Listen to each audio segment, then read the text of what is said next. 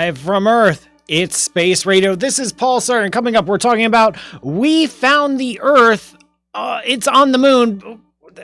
We'll figure it out later. And of course, taking listener questions about all things in this universe, because that's exactly what this show is about. We record every Thursday at 4 p.m. Eastern, so call 888-581-0708 to join the conversation. And you can also leave voicemails directly on spaceradioshow.com. And in today's Blue Shift, I'll be talking about how science can earn your trust. But first, the news.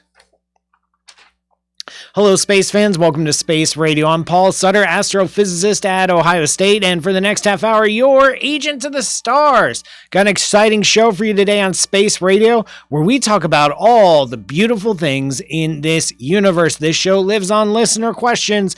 We record every Thursday at 4 p.m. Eastern here in Studio A of WCBE Radio Columbus. It's called 888-581-0708. You can also leave a voicemail anytime from the comfort and convenience of your computer or smartphone. Go to spaceradioshow.com. There's a big old button right there where you can leave a voicemail. Get those questions in. You can also follow along on our live streams on YouTube and Twitch. Go to spaceradioshow.com for the links, and you can join the Space Cadets tuning in live from Pellsilla, Alabama, Cardiff, Wales, Lyons, Colorado, Antarctica. I'm not too sure about that one. Linköping, Sweden. Thank you for the pronunciation guide. Virginia Beach, Virginia. San Antonio, Texas. Ashburton, New Zealand. Polar vortex victim. I feel you there. Hutto, Texas. Austin, Texas. Texas represent. And of course, Norway. You can ask questions there. I'll take questions. Just send me questions. That's how the show works. Get those questions in.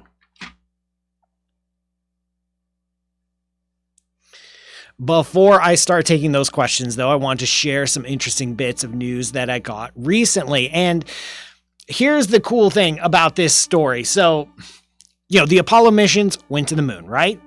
And they didn't just walk around. They dug up a bunch of moon rocks and brought them back to the Earth. Lots of them. Tens of kilograms, which is quite a lot of moon rock if, you're on the moon and you need to bring it back to the Earth. And we've been studying these rocks for decades, poking and prodding and, lighting them on fire, dropping them from great heights, all the usual scientific experiments. And in one of these rocks, which this particular rock has a name. I'm not usually into naming rocks, but, apparently scientists who study rocks are. They called this rock Big Bertha. And some scientists were doing some very detailed examinations of Big Bertha, and they found little bits of zircon. Now, zircon, I had to look up zircon because I have no idea what zircon is. Zircon is zirconium silicate. It's a mineral. It's a rock. It's a bit of rock. And zircon forms in high-pressure environments. So if you get a lot of heat and a lot of pressure, boom, you make some zircon. And so it's not surprising to find zircon in lunar samples because, the moon, even though it's cold and dead now, back in the day, 4 billion years ago, was getting slammed by meteorites and comets. Itself, it was still really hot, and so it had all the right conditions to make zircon. But there is something weird about the zircon in Big Bertha, which is perhaps one of the strangest phrases I've ever said on this show, but here we go. The zircon that was found in Big Bertha had to be formed under immense pressure, an intense temperature, like a really, really intense environment.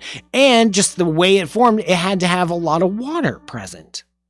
Now, this isn't impossible for the moon. You can look back, 4 billion years ago when the moon was getting slammed around, and you can ask, how deep did an impact have to get in order to make this intense amount of zircon, this kind of zircon? And the answer is twice as deep as we think any of the meteors got when they struck the moon. Because you can estimate, you can look at the size of craters on the moon, you can estimate how big rocks hitting the moon were and how powerful their impacts were and how deep they got, and just all of that is too shallow to make this kind of zircon. But It's easy peasy on the Earth. The Earth's crust naturally makes a lot of zircon, and it can happen inside of impacts. And so you can have a similar kind of impact on the Earth and easily make zircon, or this kind of zircon, and you can spread it out above the Earth, and some of it might sprinkle onto the moon like a little bit of salt, like a zircon blanket. And then 4 billion years later, a bunch of humans dig it up and bring it back to the Earth, completing the circle of zircon in our solar system. Now, it's not confirmed, of course.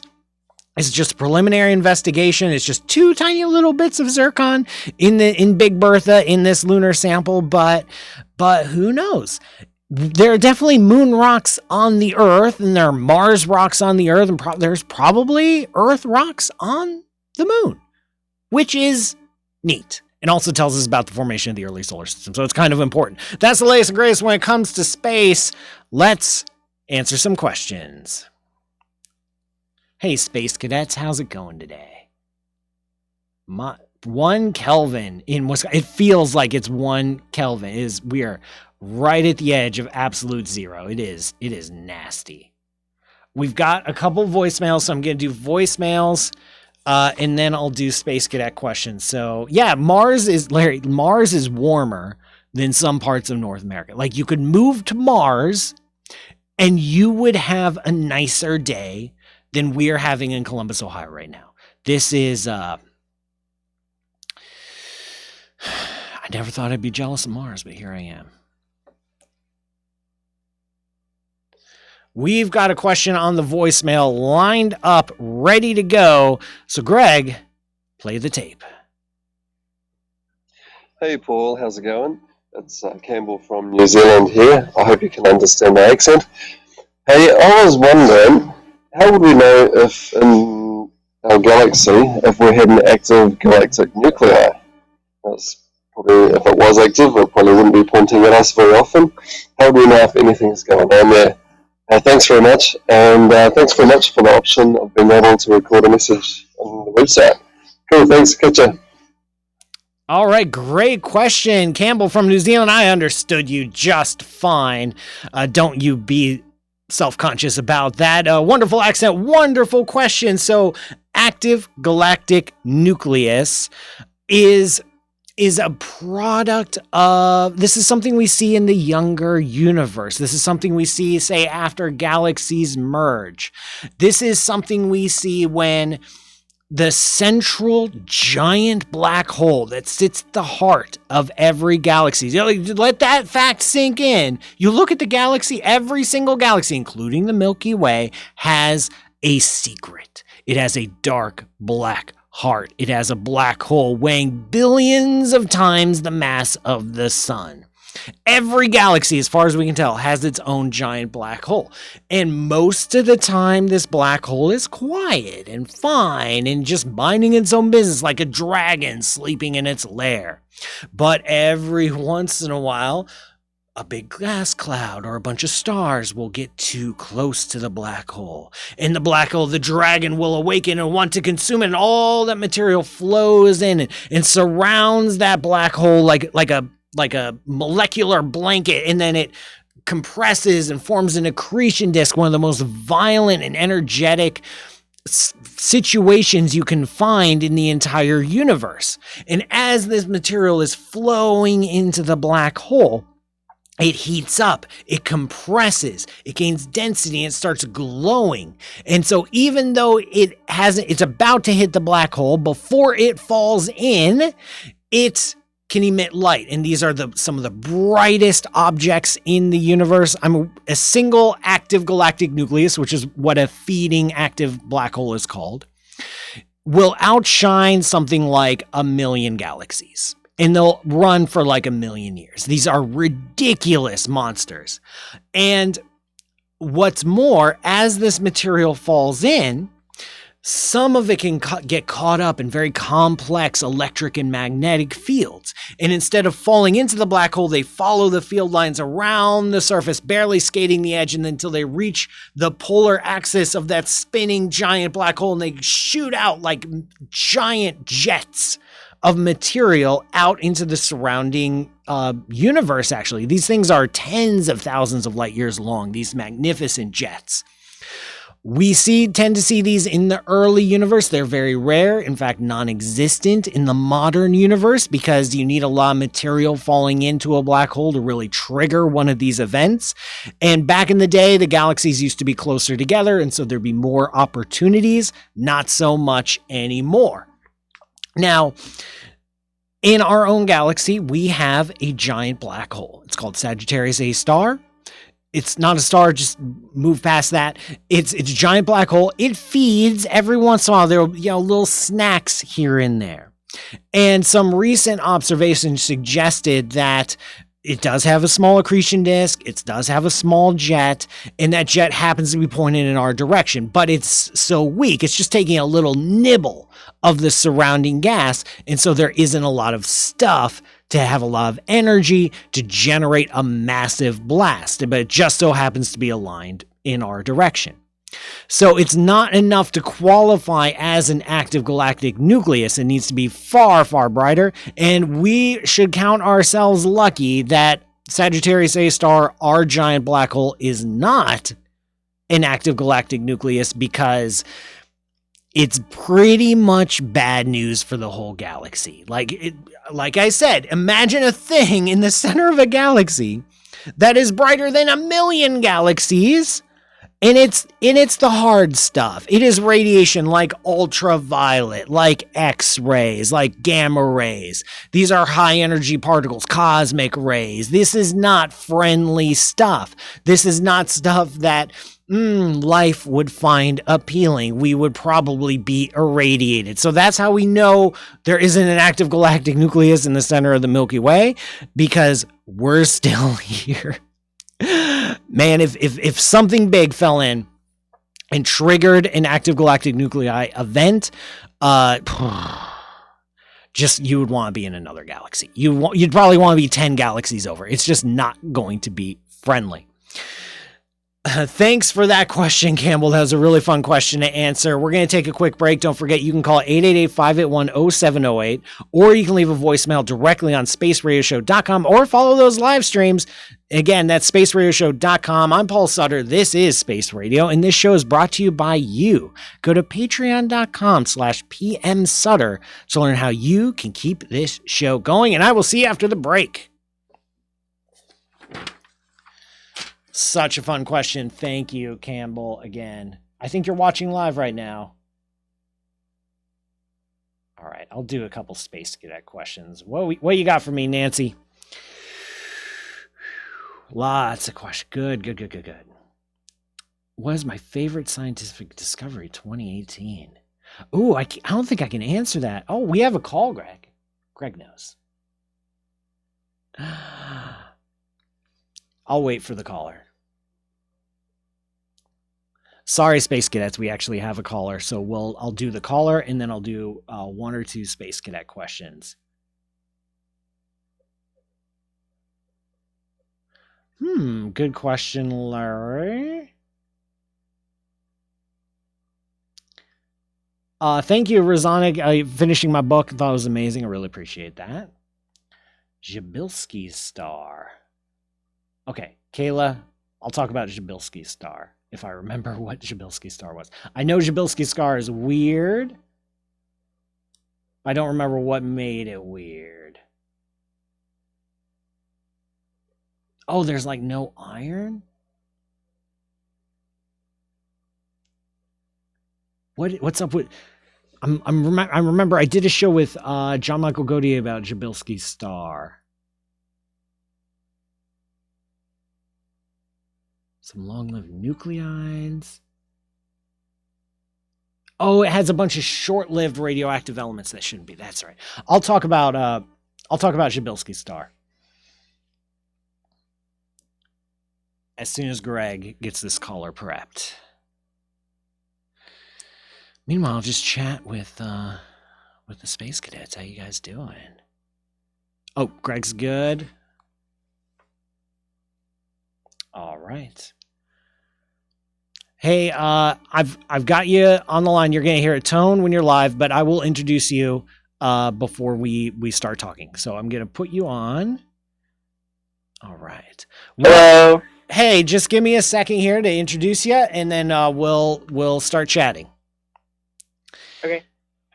Welcome back, everyone. I'm Paul Sutter, and this is Space Radio. We've got another listener question ready to go. But remember, you can join the conversation by calling 888-581-0708 or by leaving a voicemail directly on the website. Go to spaceradioshow.com for the links. And we've got a caller here. Who are you and where are you from, dude?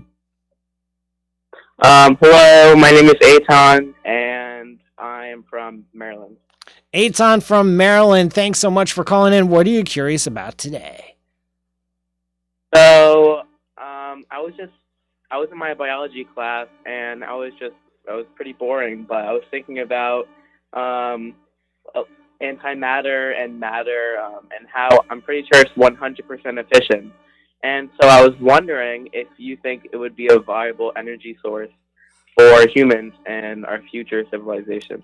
Ooh, that is a really, really fun question. So I'm going to be honest here. There's a reason this show is called Space Radio. It's because I kind of think biology is a little boring. I shouldn't say it. Biology is fascinating. My heart goes out to all my fellow scientists studying all those wiggly, gross things in the world. So biology is awesome, but I don't blame you for thinking about antimatter during a biology class instead. So yeah, if you have matter and a little bit of antimatter, which is just like normal matter, but with opposite charge, and you bring them together, they completely 100% annihilate each other.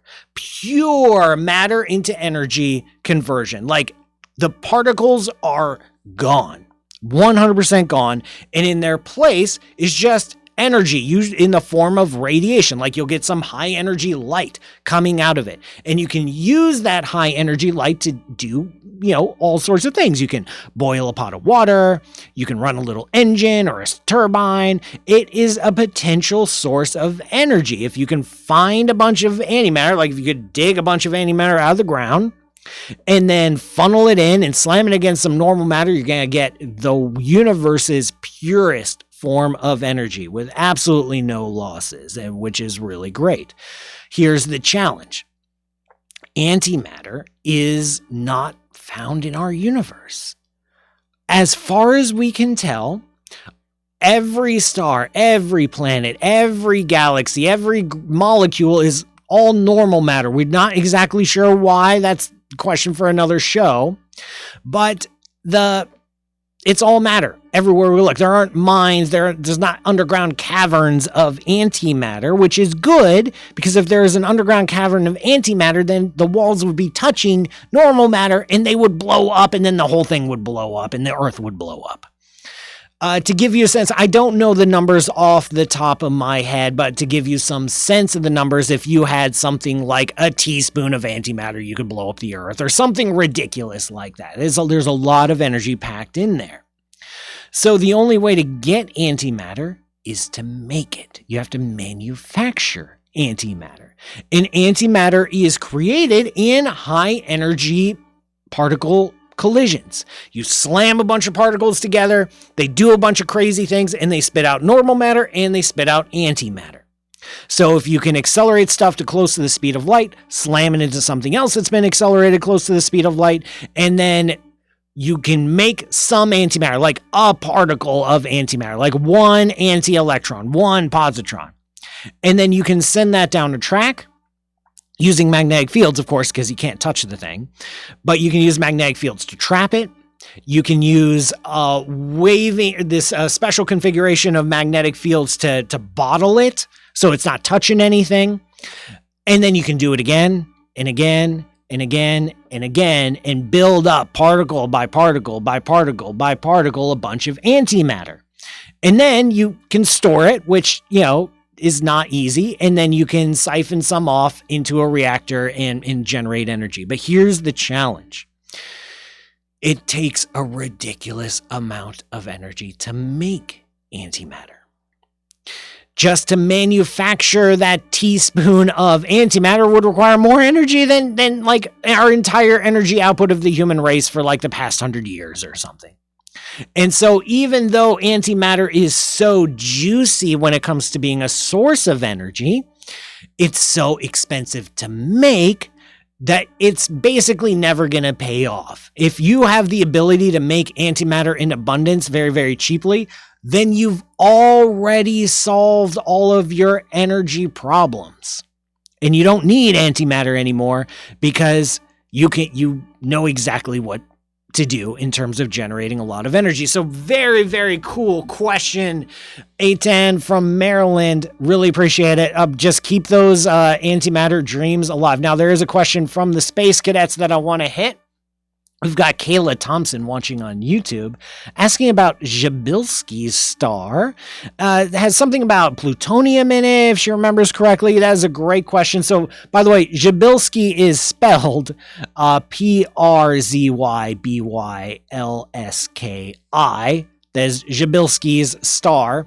Now, Przybylski's star is a very, very interesting star. It's one of these stars that is pretty much alone. It's 355 light years away from the Earth. It's a very bright, very large pulsating star, but it has some radioactive elements in it, which it shouldn't be surprising on its own. Like, oh, there's a star. Stars are made of lots of things like hydrogen and helium. And, they'll probably be sprinkled with some radioactive elements because, whatever. It's just floating around the universe and it'll find itself inside a star. But Przybylski's star is very strange because it has a bunch of actinium. It has a bunch of neptunium, plutonium, americium, curium, berkelium.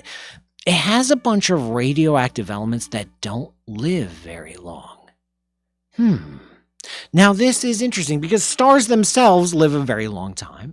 And you would think if a star just happened to be born in a gas cloud that had a lot of radioactive elements, that's fine. But those elements should decay away because radioactive elements decay away. So if we're looking at a star and the star is pretty old, how does it have a bunch of short-lived radioactive elements in it?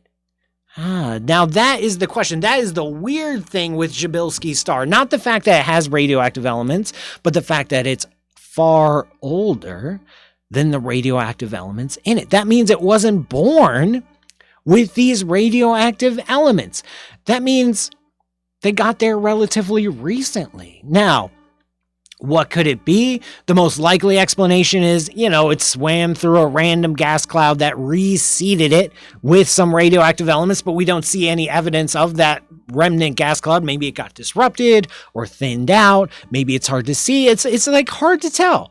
There are a few other stars that have some peculiar radioactive elements, but Przybylski's star, discovered in 1961, by the way, is like this standout example. It's just weird. And, the universe has lots of mysteries, and mysteries are really fun. Przybylski's star is a mystery. Maybe someday we'll crack it. Maybe you'll be the one to crack it, Kayla. Thank you so much for that question. We're almost out of time today on Space Radio, unfortunately. But before we go, it's time for the Blue Shift.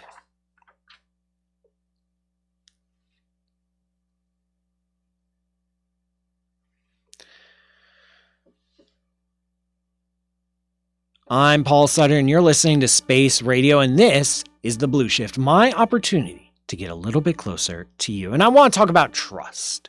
Trust is a big deal, right? Trust isn't something you easily give to someone else or an institution or an idea. It's something that someone has to earn. And I'm going to make a case here that even though science is flawed and done by flawed human beings, potentially untrustworthy human beings, that the institution of science is very trustworthy. The process, the methods of science are very trustworthy because science is designed from the ground up to answer very, very specific questions. Science is not capable of answering every question you might ask. It's only capable of answering some kinds of questions about the natural world, questions about how things in the universe work. And because it's designed to answer those very, very specific questions. It's very good at answering those specific questions. And it's designed to eliminate bias. It's designed to overcome natural human inclinations to lie to ourselves. It's built to overcome natural human inclinations to not see things the way they really are, to rely too much on our senses instead of the data, to rely too much on emotion instead of rationality and logic.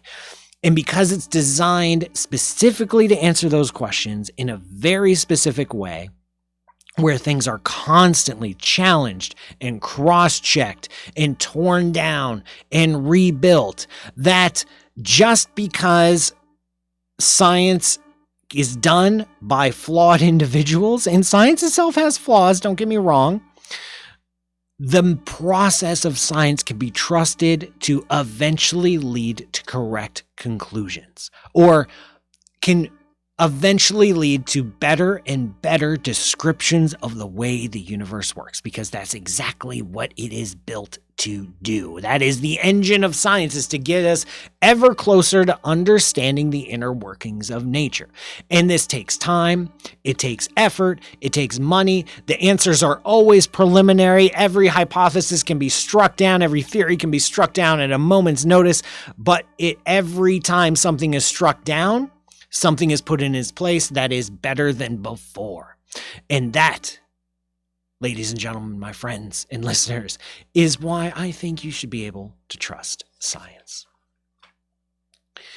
And unfortunately, this broadcast is almost done. Thank you for joining me on this voyage of space radio. Once again, I'm Paul Sutter, and this show is brought to you by the Ohio State University Department of Astronomy. Learn more at astronomy.osu.edu.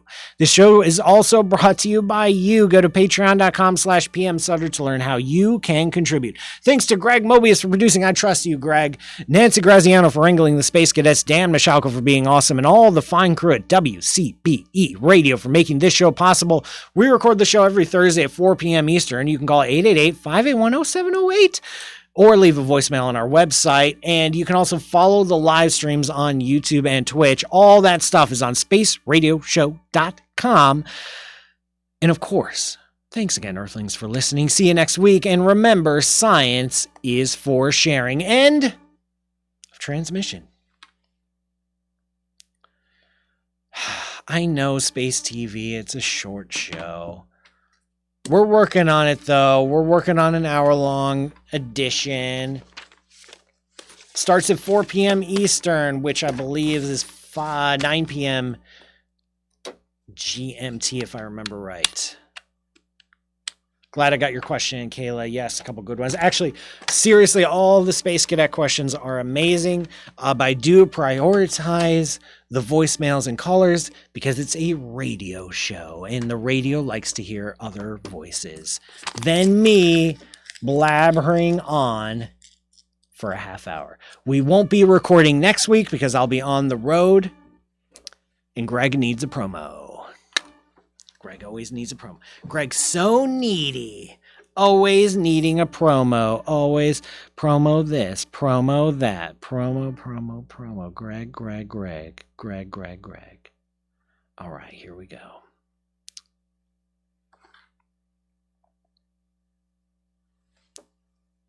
This is Paul Sutter, host of Space Radio here on WCBE 90.5 FM. And pop quiz, where do you think the Earth is? Most of you are probably going to answer right underneath us, but hey, new results suggest that there's also bits of the Earth on the moon, and now they're back on the Earth, which is a little bit confusing, but we'll untangle it. That's 2 p.m. Saturday here on WCBE 90.5 FM. 2 thumbs up from Greg. 1 take wonder for the promo. That's how we like to do it. See everyone next week. Thanks for watching.